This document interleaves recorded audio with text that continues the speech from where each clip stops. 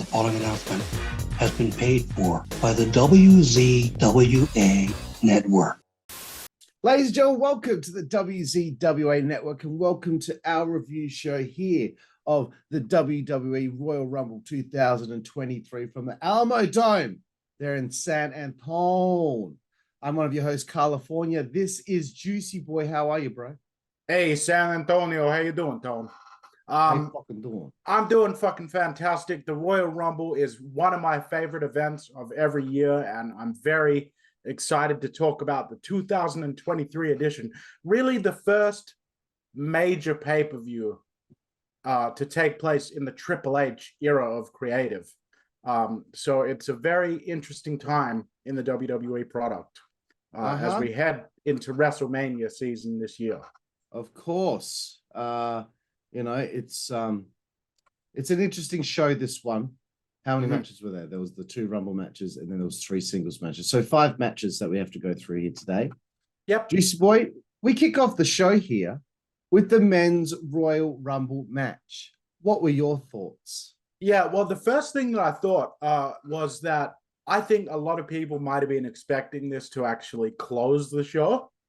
And even though as the show went on, I eventually started to come around to the idea of the Rumble opening the show, I was not sure how I felt about it going in. Pat McAfee's entrance dragged on a bit too long for me. I'm glad that he's back, but I think that they made it like they treated it like a bigger deal than it really was that he was coming back. He hasn't been gone for that long. I liked that there was a sense of fun on the commentary throughout the event, but especially in the Royal Rumble matches. As the match got going, The Miz really showed what a workhorse and professional he is. The fact that towards the beginning of the match, they mentioned that they were live on Binge in Australia got a pop for me. I just thought it was really funny knowing that they have no idea what Binge is or anything like that.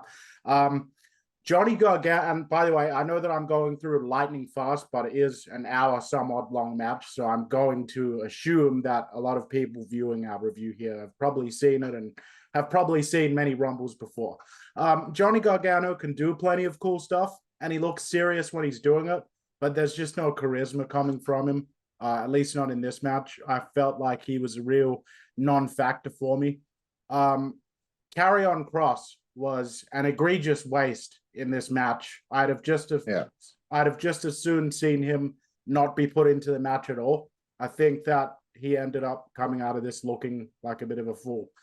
Santos Escobar also was a wasted entrant, but he took a hell of a bump from Brock Lesnar getting eliminated, so props to him.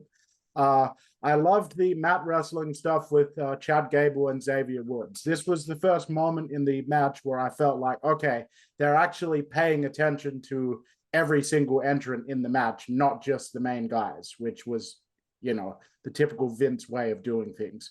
Really loved the physicality between Gunther, Sheamus, and Drew McIntyre, and later on Brock Lesnar once he came into the match. I felt like this was, especially the first half of the match, was a real big hoss fight, and it really reminded me of one of those old school Royal Rumbles from the early 90s.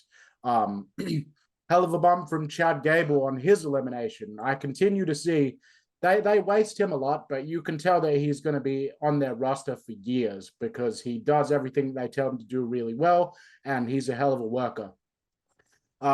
When he came out, I wrote Gunther versus Brock equals pure, add Bobby Lashley, and you got a house fight.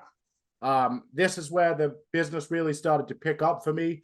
Bobby eliminating Brock, huge pop from the audience, got a massive pop from me. I wasn't expecting it. They got me on that one. As soon as I heard the casino noises right after Brock Lesnar got eliminated, I laughed because I knew Corbin was going to be absolutely dead. And I popped for that. Brock going nuts after being eliminated makes sense for his character, and it also popped me. Corbin's elimination was really stupid. I think it's a dumb idea to pick the guy up on your way into the ring and roll him in only for him to then get tossed out. I thought if you're going to have him be buried in that way in a Rumble, you might as well have left him out there and had the next several entrants do things to him on their way into the ring, and then finally have him come back in sometime later, only to then get chucked out. Yeah, that would have been funny. Yeah. So where am I here? The eliminations and the order of the entrance tied in really well in this match. I felt like there was a good mix of like, okay, I actually think this person has a chance to do well in here, and this person's going to be tossed out straight away. So I felt like in previous Rumbles, there's been stretches where every entrant is just a mid-carder and you know they're not going to win. Yeah. This Royal Rumble here, this felt like it was actually a Royal Rumble with big stars in it and stuff like that. I loved Dominic fucking up Rey Mysterio off camera. It must be so much fun for the two of them to be doing this program. You can tell they're getting a kick out of it. Finn Balor is finally finding that charisma that he's been missing for years, and the new gear works for me. Props to him on adding a bit more flamboyance to his look. Booker T actually being in the match popped me huge. Like, I actually thought the WWE were just genuinely ignoring his requests to be invited into the Rumble. So when he actually entered it, it made me laugh that somehow, yes, he actually has finagled his way into an entrance spot. Mad heat on Gunther eliminating Booker. People were booing because they like seeing Booker, but let's face it, that's how you get heels over. I really like that spot. Corey Graves referencing Conan popped me on commentary. Another thing I wrote, I'm really sick of the move where the person gets thrown over the top rope and then they're standing on the apron and they jump up and do that enziguri kick when someone runs up to. They did it like 20 times in this match. Yeah. Okay. Even if it wasn't a Royal Rumble with 30 people in it, more than once a show is too much. It's got to stop being treated like a regular move. Seriously. I popped for Dom and Damian Priest acting like they were giant heroes for eliminating Montez Ford, even though they completely blindsided him when he wasn't looking and didn't even manage to knock him off his feet when they threw him out. But they still acted like they accomplished some great thing, which popped me massive. I thought the Judgment Day in general looked really good. Mega pop for Edge coming out. People that complain about the older guys just clearly don't understand what a star is in wrestling. I mean, he looked great. It feels like they're actually planting seeds for other matches at WrestleMania as this match goes along. The next thing that I wrote was that it actually feels like it's a frenetic free-for-all, and it doesn't feel so stale and over-choreographed the way that it has done in several previous Rumbles. Great sell of the spear on the outside by Rhea Ripley. At that point, I noticed someone in the crowd, and I wrote, what kind of loser wears a hoodie that has the current WWE logo and nothing else on it? Like, what kind of person spends their money on that piece of merch and then wears it out publicly? It's just weird. Omos is sick. Omos is really improving. The big men being sprinkled throughout this really make it feel unpredictable because they keep on sprinkling these big men in there that you think should have an opportunity to win. The reaction of the crowd proves that people like big hoss fights, despite what AEW fans may like to say. I'm excited if we're getting Omos versus Strowman number 2 at WrestleMania. I was surprised that Seth Rollins was a relative non-factor for most of this match, but I wrote that note before we got to the end. The commentary team actually popping for stuff made this a lot of fun to watch. They seem to be really enjoying it. Sheamus, Gunther, and Drew McIntyre had a bit of a dynamic going on in this Rumble match, I thought, Carl. Maybe we're getting a triple threat between them at WrestleMania. I'm not sure. I saw some loser get pissy when Logan Paul came out, like, you know, because he obviously doesn't like Logan Paul. Fuck you, loser. Logan Paul is a star, best buckshot lariat in the business right now, and I'm actually not saying that as a shot at Adam Page. He genuinely does it the best currently. Everyone actually beating the shit out of Logan. He's finally paying his dues a little bit. I hope that earns him a bit more respect in general in the business. I don't think that Cody was the right person to bring out at number 30, and everyone needs to stop singing his theme song. It's a cool theme, but not because you're singing it. It's cool as a piece of music. I like that the ring actually was allowed to fill up. They didn't just keep throwing people out as fast as they were bringing them in. I'm almost done, bro. I know it's already been going on for a while. Dominic being the first one to get offense on Cody popped me because of all people getting offense on this big returning star, for it to be him, that just popped me. Double springboard from Logan and Ricochet was epic because it actually looked like it hurt. There's an example of how high-flying acrobatics can be used in an effective way. Small guys actually worked together to eliminate Braun Strowman. That's something that I frequently wonder why they don't do more of in Royal Rumbles. Good to see it here. They're really building the younger guys really well throughout this match. I loved the curb stomp sell by Austin Theory. I thought that it was the right choice for the final three. This match felt like a cohesive story all the way through for me. Gunther breaking the record is an awesome way to build him up. He now already has that under his hat. And also, it's nice to see the Intercontinental Champion for the first time in about 20 years be treated as a figure that is worthy of respect in the WWE. So that's good. The Intercontinental Champion should be one of the best performers in the Royal Rumble because they're holding the second most important title in the company. Popped massive for Logan Heat eliminating Seth. Hell annoying in a funny way that after all that time had passed without seeing him, he was actually still in the match. I'm kind of thinking it might be fun to see Seth Rollins versus Logan Paul. Not sure. I wrote here, I also thought that it was a nice little touch that the final two were the number 1 entrant and the number 30th entrant. I believe they noted on commentary that that was the first time in Rumble history that had happened. Again, they're still thinking about it. They're still trying to add to the legacy of the Royal Rumble. They're still trying to build for future generations the importance of the Royal Rumble. I ranked this match my highest possible rating of an A+.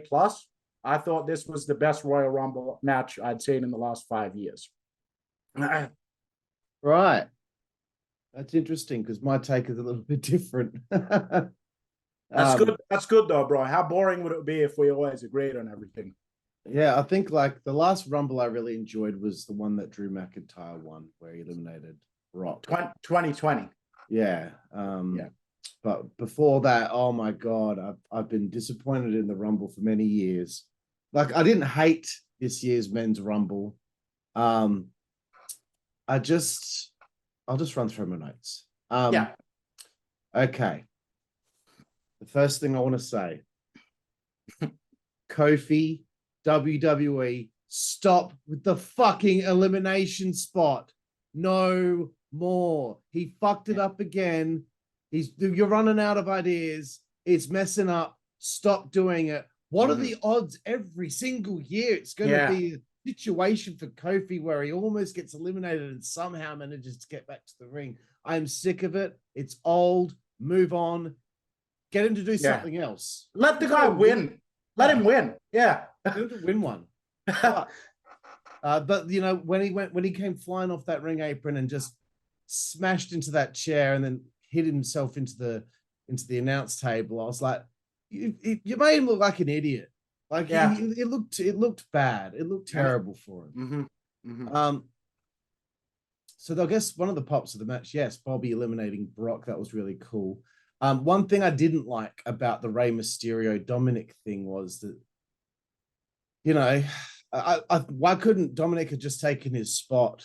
You know, why did we only get 29 men enter the Rumble, the 30-man Rumble? You know, like have him take the spot. Or, I don't know, if he took the spot, then someone else gets to be in the match. I don't know. There's probably someone who missed out on being in this, like someone. AJ Styles wasn't in the Rumble. He's got a broken ankle. Oh, does he? All right. Yeah. But like Dolph Ziggler, you know, I don't know. Yeah.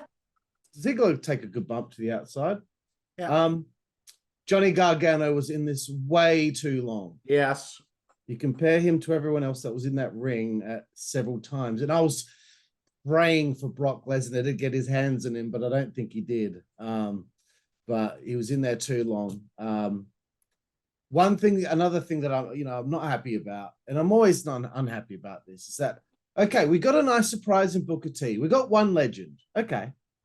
The Street Profits didn't need to be in this. I'm sorry. Yeah. They're a tag team. No one thought they'd win, bro. You're right. No. They didn't need to be in it. Give me 2 more legends and I'm happy, okay? 2 more. Because it's just, I hate having tag teams in this thing. I echo your sentiments on the Judgment Day's work in this match. Good stuff. Edge got the biggest pop, I would say, from what I could gather. Okay. So also, I hate when they're getting close to number 30 and someone like Ricochet comes out at like 28. Like, you're looking for those big names. You're looking for like those pops as you get to 27, 28, 29, 30. You don't want, a mid-card guy popping in at that stage. Yeah. Okay, so it ends up going down to Cody, Logan, Gunther, and Seth Rollins. Then it goes down to Cody and Gunther. And yes, it's awesome to have the IC champ, to have him go from first to 30. First to the final two. But way to give away the result before the match is over. Now we know Gunther isn't facing Roman Reigns at WrestleMania. We know it's not going to be heel versus heel. Yeah. No chance that's happening. So you've given away the result of the match when you get to the final two. If I were the company, I probably would have had it go down to Cody and either Seth or Logan. Okay? Because I think the pop for Cody eliminating Logan would have got a bigger pop than Gunther, because people have been like panicking, oh shit, we don't want Logan to win this. Like, at least that would maybe, nothing against Gunther. I'm just thinking about like what would get people a little bit more on the edge of their seat. And I think that was just, made it a foregone conclusion. I think Cody needed another year and a half for a moment like this, winning the Rumble. I think him being out injured all that time, I think it's hurt this, because he's come back, he's just won the Rumble, and I felt like the crowd were fucking flat after he had won. You didn't see them celebrating like it was, the next coming of Jesus or whatever, or you didn't see them celebrating like when you see Stone Cold, they weren't reacting that way when he won. So I think that's because they announced it in advance. Yeah, maybe they shouldn't have done that. I don't know why they did that, but I also don't know if he's over enough at this stage. I think he needed more story, so that journey to get there and win the Rumble, even if he came runner-up this year, he comes so close, then that builds up for next year. But that's okay. So it wasn't too bad. But, you loved it. I thought it was so sad. Yeah. Okay, let's move forward. Bray Wyatt in his return match, finally taking on LA Knight, who is finally getting the platform he so sorely deserves in a pitch black match. I thought that the match itself had a very interesting visual aspect, but I really didn't see the point in it.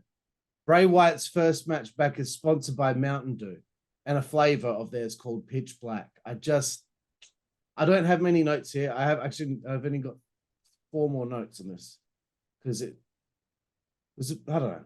I thought they both worked all right together, but I just kind of feel like the way the product is over sanitized and how it's shot, and it just makes something gritty and heated as this feud, as it should be by this stage. It made it feel a bit weak. You got all this like little glow in the dark glitter and shit. I don't know. I just thought it was kind of weird.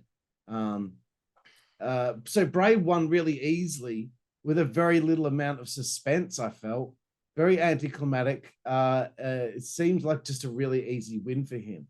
And then, of course, after the match, we have this situation take place where Uncle Howdy hits an elbow drop off a platform onto LA Knight, which I thought was a little weird. Came across a little contrived. Anywho, there we go. That's what I thought of the second match of the show. Juicy Boy, what did you think?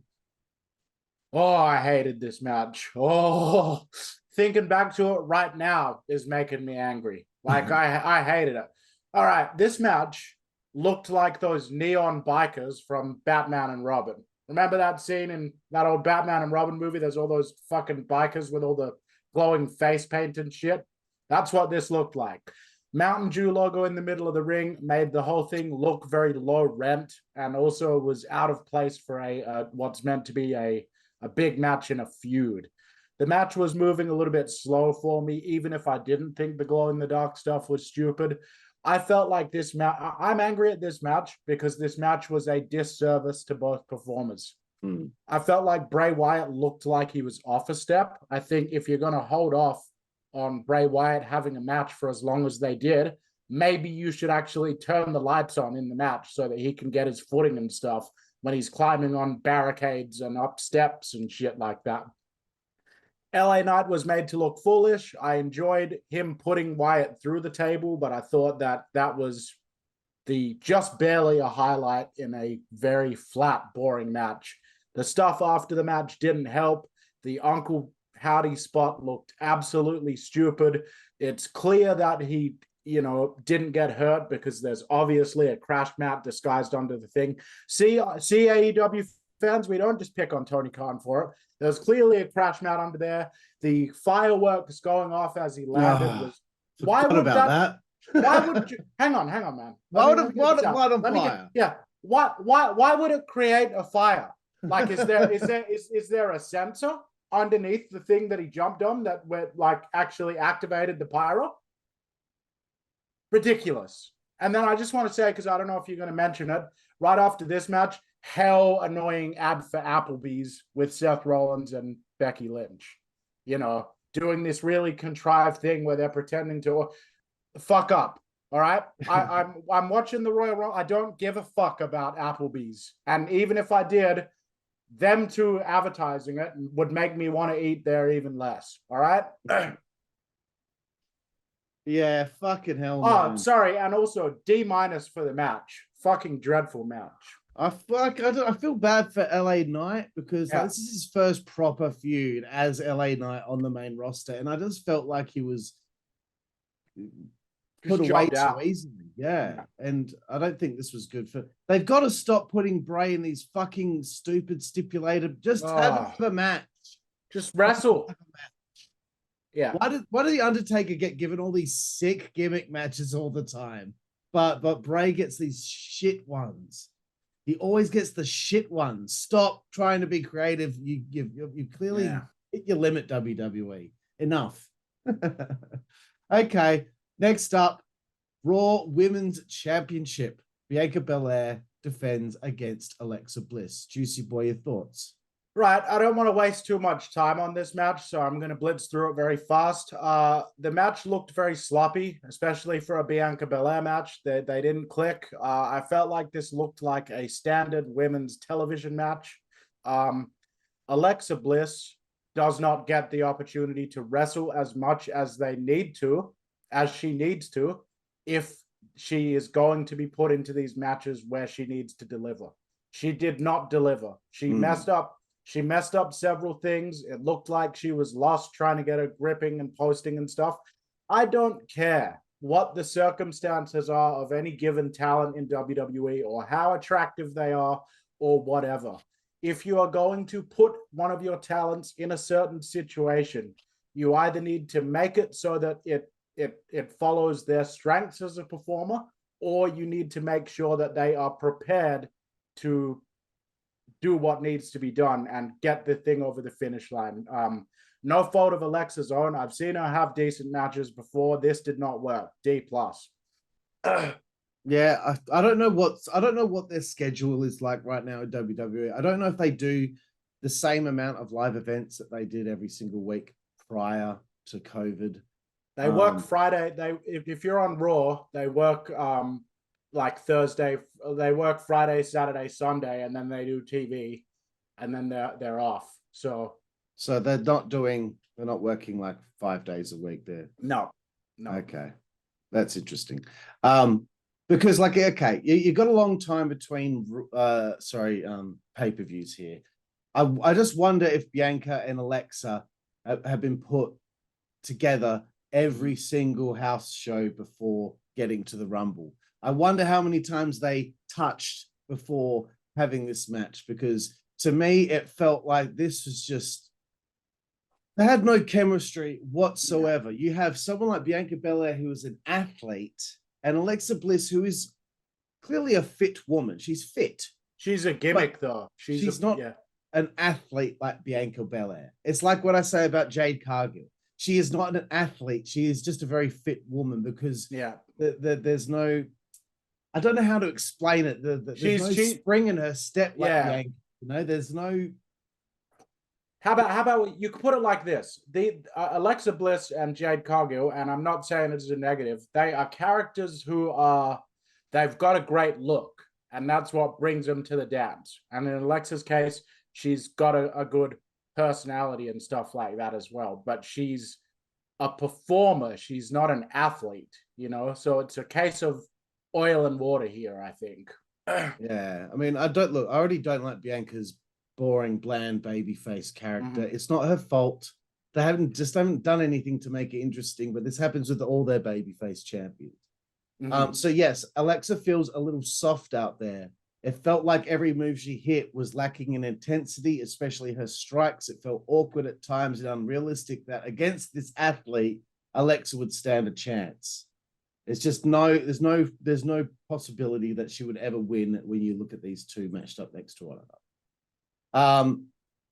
I just think it's honestly time to not only unify the women's titles, but get that belt off Bianca and figure something out for her. I'm very bored with the title run right now. And again, the finish came across very anticlimactic, and Uncle Howdy again, after having jumped off a big platform, is now sending messages to Alexa Bliss after the match. Which I also didn't care about. Maybe they should have switched the matches around. Yeah. If he's just jumped off this platform, whatever. Yeah. Whatever. Like, honestly, I'm a bit disappointed in this pay-per-view because I think the last few since SummerSlam, every single one has been really good. Cool. Moving forward. Women's Royal Rumble match is the second last match on the show. I will run through my notes. Rhea is at number 1, and I think a lot of people thought she was winning this ahead of time. I think it was pretty obvious, but there's no one else, man. There's no one else. But I think they're becoming increasingly lazy with Royal Rumbles. Having a tag team come in one after another is so unrealistic. Or like someone will come in and then someone else will come in and then the tag team member will come in next. Like, come on, man. What are the odds? Yeah. You know? So like Damage Control were in there very early on. And I guess they were going to be getting the Judgment Day-esque kind of story for the match here by being a dominant group in there, working together. Oh, by the way, also, one other little thing I wanted to mention for the men's Rumble. Kofi and Xavier Woods got in the ring and whooped some ass, right? They whooped some ass. And then they immediately are like, okay, we're going to go at it. Why? Yeah. Just stick together for the rest of the match and then go at it at the end. Why would anyone do that? Anyway, I just remembered that then. They also did that ass slapping thing though. They didn't actually fight each other. Oh my God, that was stupid. That's right. Yeah, I know. That was embarrassing. Yeah, someone who hates wrestling, you know, can point to that and be like, "Oh, this is stupid." You know, easy. That's a perfect example. Let me just add this. I know we got to move on. Just because a lot of people, especially the AEW crowd, have gotten to the point where we don't care what other people think. We just like our wrestling. If you want the wrestling business to become popular again, you cannot have things on the show that will make people go, "Oh, that's so fucking stupid." Yeah. My 4-year-old wouldn't even find that funny. It's great that you don't mind if they do silly things like that because you're a fan like Carl and I, and you're really into it.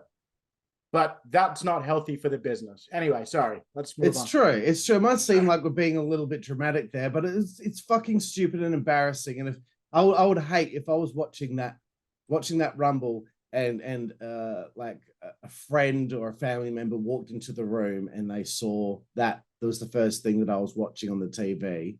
It would be embarrassing. Okay, let's get back to this Women's Rumble. The first elimination was at the hands of Rhea Ripley, who eliminated B-Fab from Hit Row, who honestly, the whole group apparently don't seem to be doing very well lately. And I have to say this about you, B-Fab. This is the first time I've seen you perform in the ring. You were awkward as all shit, and do something about your hair. All she did was move her hair out of the way. Her hair was constantly in her face. Every time she did something, she had to quickly tie your fucking hair up. As soon as she got backstage, I hope someone said to her, B-Fab, next time you go out there, tie your fucking hair up, because my God, it was so ridiculous and distracting. I don't know how she went out there and did that. I don't know if she's wrestled a lot on TV recently, but when she came out there, it was quite obvious to me that she should not have been out there. Nothing against her. I'm sure she's lovely, but do something about your fucking hair. Jesus Christ. I was not impressed with all the fucking NXT girls. And don't get me wrong, I'm a fan of Roxanne Perez. I think Zoe Stark is talented. I'm a big fan of Indy Hartwell. She's fantastic as well. But you can't just fucking chuck them out there like that. You can't do it because the crowd don't react. I'm sitting there with people watching this show at my mate's house, and they keep going, who the fuck are all these people? Like, you can't do that. You can't debut people like that. It's not fair on them. Yes, I'm sure they're like, oh my God, I get to be in the Rumble. That's awesome. They're probably all for it. But you can't debut people like this. It's the Triple H thing that he used to do back in the day, a few years back, when you have, Jack Gallagher and Pete Dunne, and we're supposed to give a flying fuck who they are. I don't. I watch the NXT specials to cover them for our channel, and I don't mind it. But I'm telling you, fucking nobody watches NXT in the grand scheme of things. No one knows who these people are. It's a disservice to them. It's a disservice to the Rumble, and it's a waste of time. And that means we didn't get many nice surprises or legends in this matchup. And I think Zoe, Roxanne, and Indy did well in there. I think they did well in the Rumble. But you can't have them come out and people not fucking give a shit who they are because they don't know who they are. I don't know who Tegan Knox is, but she was absolutely dreadful. She couldn't have been more awkward out there when I didn't know who she was when she came out. I've watched all the pay-per-views over the last year. She's not been on NXT. I have not seen her. I do not know who she is. And I thought she was really awkward out there. In the last couple of years of her career, bro, she had about 3 back-to-back injuries that nearly ended her career, like really quite bad. So she's been bitten by the injury bug, I think. Right. And it's nothing against her again. Okay. Nothing personal, but she needs some work. Becky was the first person that actually got a good reaction when she came out. I'm sure all the little marks out there are so happy now that Doudrop's called Piper Niven again. Why can't she just be called Piper Niven? It's fucking Doudrop's a stupid name. It's a stupid name, I know, but I like the fact that it pissed people off so much. So it's annoying that they gave it back. Chelsea Green, again, I was so excited to see that she was going to be entering the Rumble, but again, I think it would have been better if you add some vignettes about her leading up to something like the Royal Rumble, so fans at home get to know a little bit more about her. Post the vignettes on YouTube, post them on Twitter, get people to see them, and then maybe people pop a little bit more when they see her make her entrance. Because when she was in WWE before, she was only on TV for 2 weeks and broke her wrist or whatever it was that she did, and was off TV and then got released. So it's not enough time for anyone to have known who she was on that grand scale that I'm talking about. I watched her in Impact Wrestling and NWA all last year, and I thought she was fantastic. And I didn't mind her getting eliminated quickly like that. I thought it kind of, I don't know, gave her a bit of spotlight from her. So that was okay by me. But again, don't put people out there cold. I wish they would fucking make their mind up if it's Mia Yim or it's Mitchin. Pick one. Fuck. Like, even the nameplate when she came to the ring had Mia Yim and then in quotations, Mitchin. Just pick one. I don't care which one. Pick one. I thought Raquel Rodriguez was very impressive, and I really hope they do something important with her. I think she has a lot of upside. And she's a big lady, she looks impressive. Michelle McCool was essentially our only Legends appearance, even though she hasn't been out of the game for that long, and she seems to be on the Rumble every single year. So it wasn't like a big surprise or anything. But I just think it's mind-boggling that we have to have all these NXT people in here and people that, you know, a lot of people don't know who they are, and we can't get a few more familiar faces. Like, why can't we have Victoria come out? What about Candice Michelle? No, we got Candice LeRae. Yeah. Where the fuck is it? Doesn't matter. I'll get to it in my notes. Okay, I'm almost done. Nia Jax makes a return, and I couldn't fucking believe it. I was like, you gotta be kidding me. Like, come on. Like, it didn't work the first time. Why are you bringing her back for? You know, I don't dislike her. I don't know her. I do. I dislike her. I'll be getting into it. But I was just like, God, like, where's Ronda? Why didn't Ronda join the Rumble here? She should have, in kayfabe, she should have. Yeah. Like. So anyway, okay. All the shit that happens, okay? We'll get down to our final three. Asuka gets eliminated by Rhea Ripley, which is a little bit of a botch. But then it came down to Liv Morgan and Rhea Ripley. We knew at that point Rhea was going to win. We knew. Because if Morgan's not winning the Rumble, she just had a title run. And, you know, like and I know you're not going to like this, but honestly, I would have left it to Rhea Ripley and Nia Jax. Because at least if you did that, it would be really impressive that Rhea Ripley managed to tip her out of the ring or something like that. Yeah. But I will say Liv's elimination was fucking awesome. The way that she was whipped off the ring apron with Rhea Ripley's legs. That was really cool. Anyway, nice finish, but I was pretty annoyed throughout most of this. Juicy Boy, now is your turn. Okay, starting out the Women's Rumble with two hot tamales that people seem to actually care about. So that was good. The women worked really hard early on in this thing. They clearly wanted to have a really good Rumble here. Shayna Baszler comes in, business picks up. She's credible. Why isn't the company doing more with her? B-Fab hasn't actually wrestled in ages before coming into this match. So the few things that she did do pleasantly surprised me because I was expecting her to not be able to do anything. Rhea Ripley does a hell of a headbutt. The Women's Royal Rumble is setting a different vibe to the Men's Rumble, which is good. It feels distinct. Although, I'll say this now to spare it from the end, there should only be one Royal Rumble match on the card, okay? They need to give it to either the women or the men, and then the other roster gets a Money in the Bank match in return, and then they alternate. Something like that. They can't keep doing this just to make it equal. It takes the specialness away from the match to have two of them. Io Sky is very good. Roxanne Perez is going to do very well in the future.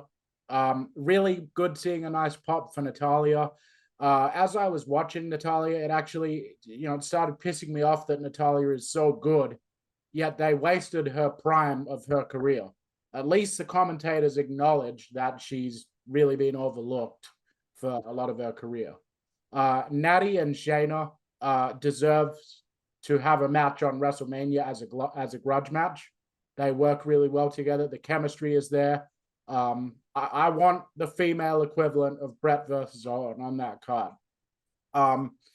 Heels actually acting like heels is good to see. Very often we don't get a lot of actual heel work in these matches. Halfway through the match, and it's keeping my interest, but just barely. So that makes it better than the previous year's Women's Rumble. Bayley and Becky Lynch are stars. There's no denying that. Them being in the match made it feel a bit more special. Really awesome return for Asuka. I like that it was treated like a big deal.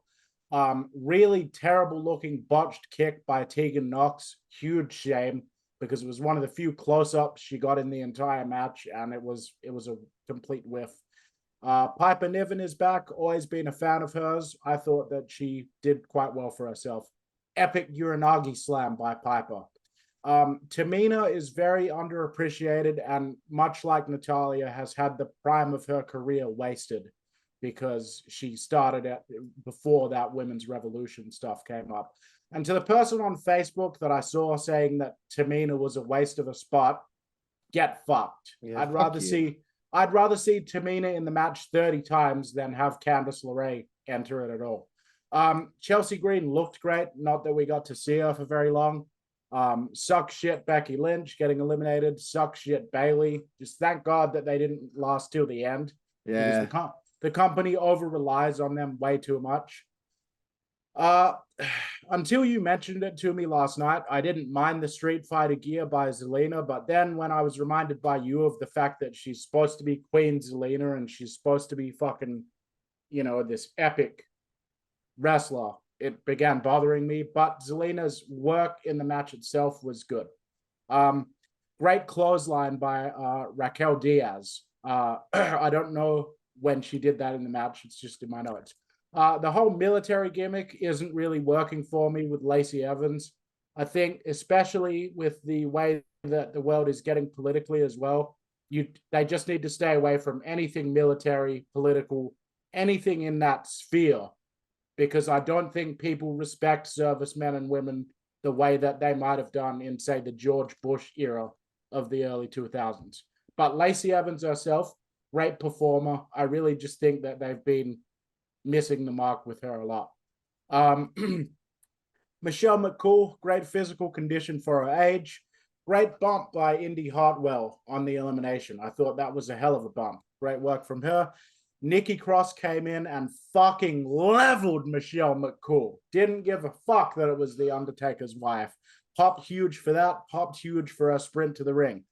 Nia Jax was a very disappointing final entrant. Nobody liked her before. Hang on, man. I'm not joking. Everyone might assume that I'm being a bit mean here. She's an anti-vaxxer. All right? She refused to get vaccinated for COVID-19, and that's why she got released from the company, because she's a stupid anti-vax dickhead. No one liked her in the company before.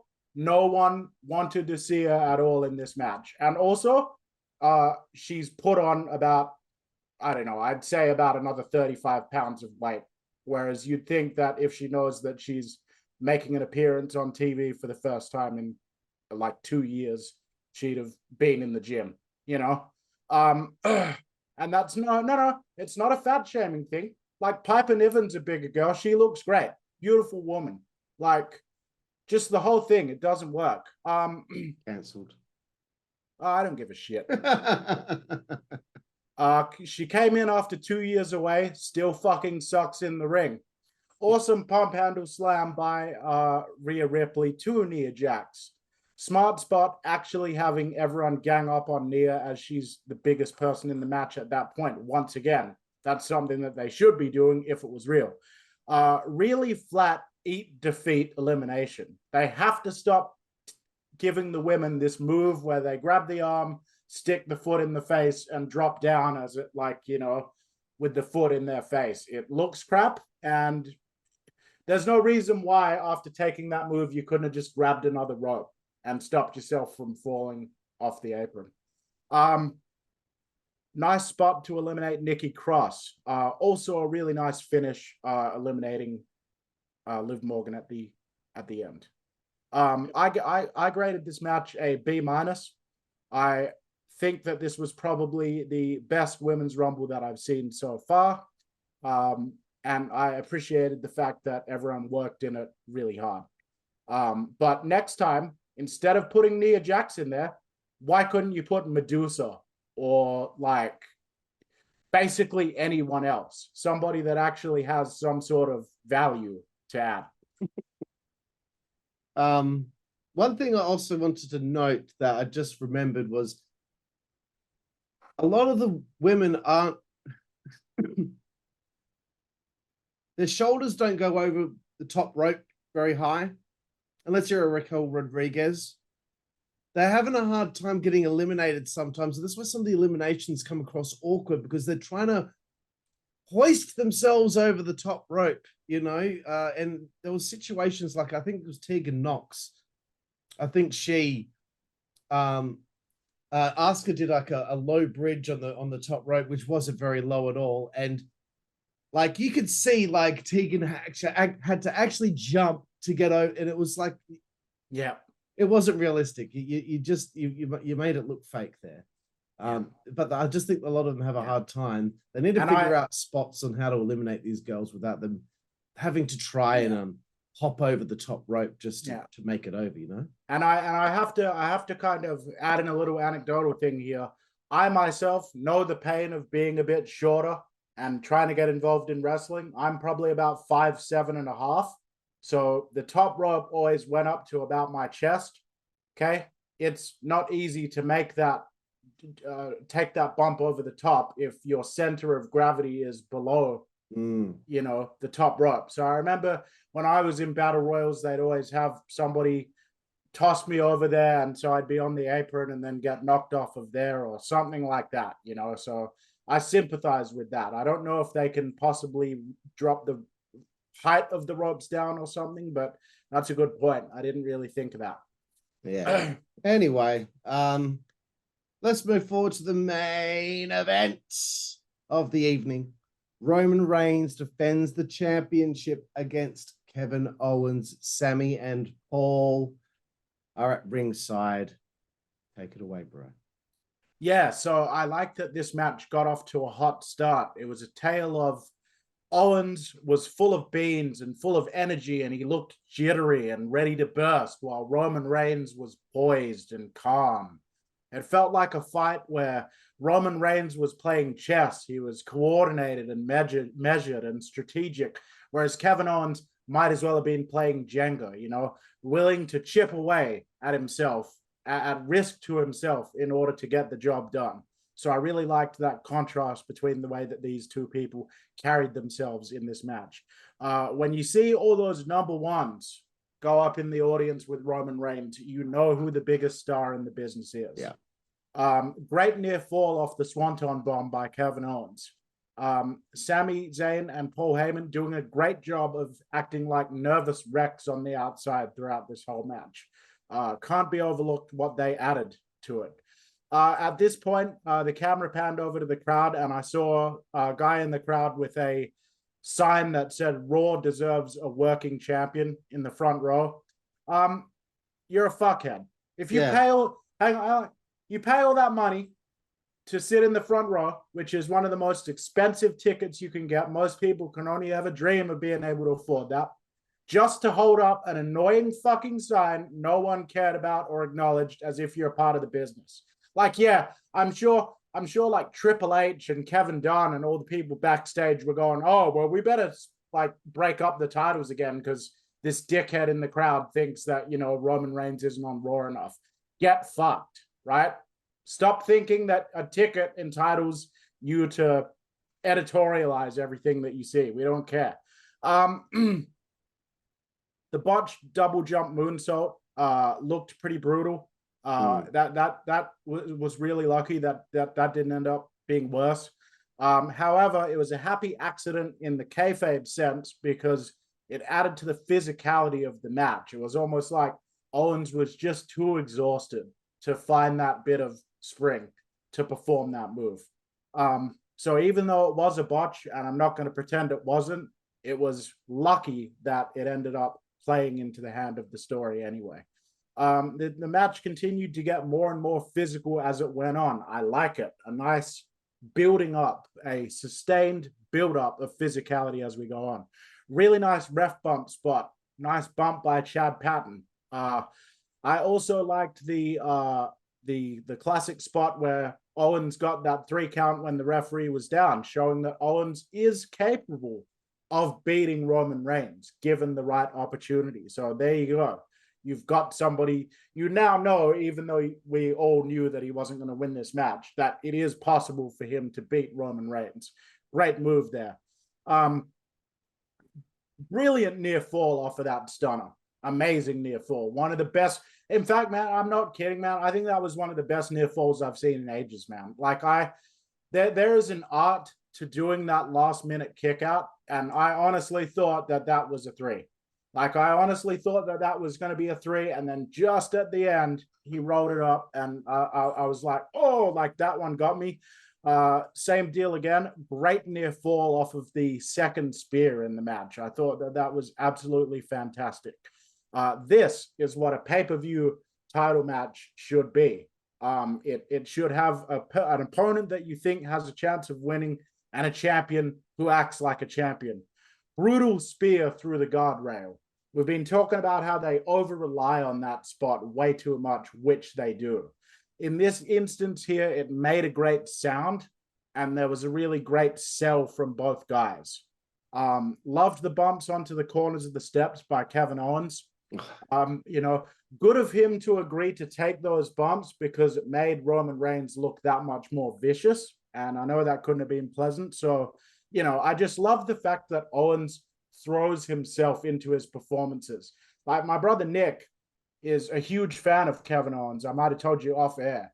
And I was talking to Nick about how when Kevin Owens came and performed pre-WWE in one of our local promotions here in Perth, I told him that Kevin Owens basically had the same match that you would see him have on pay-per-view, that he did all of them spots. He did the moonsault, he did the apron bump, he did the swanton. So I was telling Nick, this guy goes for it every single time. He's got a passion for it, and that comes through in his matches. I think this might have been one of Owens' best performances of his career, with the exception of that moonsault botch. Great call by Michael Cole, towards the end of the match, where he's screaming like, "Chad, stop the match." I thought that this had an incredible finish. I really liked the way that this all played out. I knew that there would be, I'll go through my notes now. Obviously, the match is finished, but there was obviously going to be this, whatever was going to happen with the bloodline. Hottest angle on the show, hottest angle in the company. Is Sami Zayn going to join in on this beatdown? Excellent facial expressions by Sami Zayn as the beatdown developed. Great heel beatdown. The shots actually looked like they were making contact. There was no air in between those boots and Kevin Owens. This is how you do real main event storyline booking. The crowd is at a fever pitch. They want Sami Zayn to turn. You could tell after a while. By the time this beating got to the halfway point, by the time Owens had been booted in the face about, the fourth or fifth time while he was handcuffed to them ropes, the crowd wanted that turn. And I love the way that they just milked it. They just kept on beating him down and beating him down and beating him down. And you could actually feel the energy and the anticipation and the electricity building up in that arena, even before Roman Reigns ever handed Sami Zayn the chair. Masterful storytelling. Is Sami going to hit Kevin Owens, or is he going to come to his defense? We don't know. The build up to this is fantastic. Love the line Roman Reigns said, "There's no going back now. You've come this far. We've accepted you into our family. Now you're going to get weak on me? Excellent. Go back and do jackass shit if you want," says Roman. Another great line referencing the fact that, this is the most relevant Sami Zayn has ever been in the WWE. Brilliant. Absolutely brilliant. Really added a lot to it for me. Sami is being poked like a bear, man. You can see every time that this needling is happening that he's starting to get a little bit more of that fire back into his eyes, replacing the desperation that and the confusion he was feeling. The moment that chair shot went off, it sounded like a gunshot going off in the arena. And the pop that chair shot received is going to be considered one of the greatest pops in the modern era of WWE. I wrote in my notes, the instant that chair connected with Roman Reigns' back, they just made Sami one of the biggest stars in this company. They've minted a top talent in that chair shot right there, in that moment. And that's the thing that I think a lot of people misunderstand about great booking. That chair shot only took about 1 second in real time to occur, but it's the fucking year and a half or the year previously that they've been building this thing slowly that made that chair shot so effective. Great decision to have Jey Uso choose not to participate in the beatdown of Sami Zayn. He was the one who was initially the most suspicious of Sami joining the bloodline to begin with, and then he subsequently ended up being the one to come to Sami's defense in the trial at Raw 30. So he's obviously showing he respects Sammy too much by this point. I thought it was a great idea to have him walk out and add another layer to the storyline rather than just have him join in with the rest of them in the beatdown. The Bloodline beating down Sami Zayn and Kevin Owens, they're almost like a cult, you know, and Roman Reigns is the cult leader. You could just see the disgust and the anger in their eyes, and the absolute, the grotesque horror that they felt at seeing Sammy decide to turn on Roman Reigns was just put across so well. Great way to put this thing across, full circle from when Roman first turned heel on the Usos all that time ago. Great character work. It was a level of violence that we don't normally see, while at the same time it didn't get too graphic that people would want to turn their TV off. I rated the match and the angle afterwards combined as an A+. Wonderful.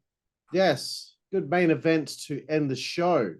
One thing that I liked the most had nothing to do with the match. I laughed so hard at this. Roman was making his way to the ring down the ramp, and behind him in the crowd, someone had a sign that said "Tribal Queef." Man, that just made me spit my water out, man. Like that is, it's on camera now. Me spitting out my water. Like, there's that drops of water on my. So much, bro. I didn't even see that, man. That's the first time I'm hearing that now. Oh man, just right as his entrance, as he's walking down the ramp, someone just pulls out this sign, and I'm like, that is. I've been saying it. I've been saying it in my head for months.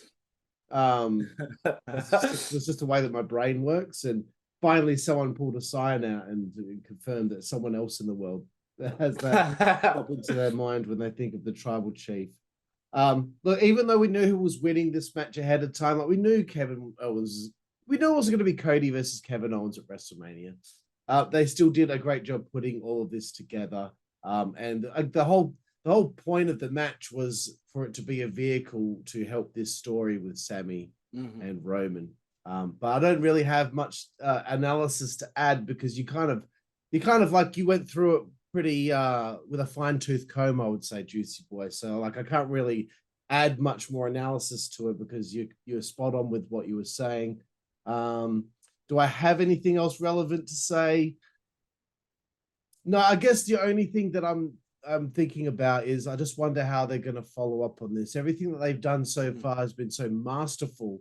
You would hate for them to slip on a banana peel as they try to get towards some sort of conclusion to this story. Whether it's Sammy and Owens against the Usos for the tag titles at WrestleMania, I don't know. I don't know if would that be the best way to go about it? You know, what if Jay suddenly wants to side with Sammy? There's a lot of roads they can go down.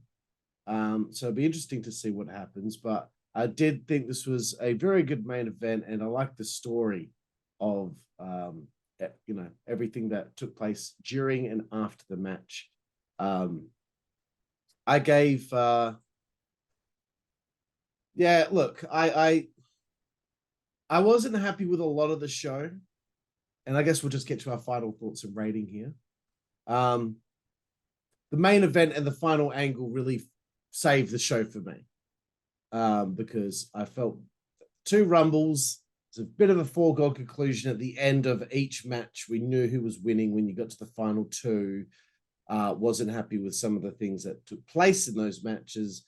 The Bray and LA Knight, the Bianca Alexa Bliss matches did not go that great. So the main event and the final angle saved the show for me. I'm giving it 5 out of 10. That might seem low, but that's how I feel. I thought this was the most disappointing pay-per-view since Triple H took over. SummerSlam last year. So, yeah. What about you, bro?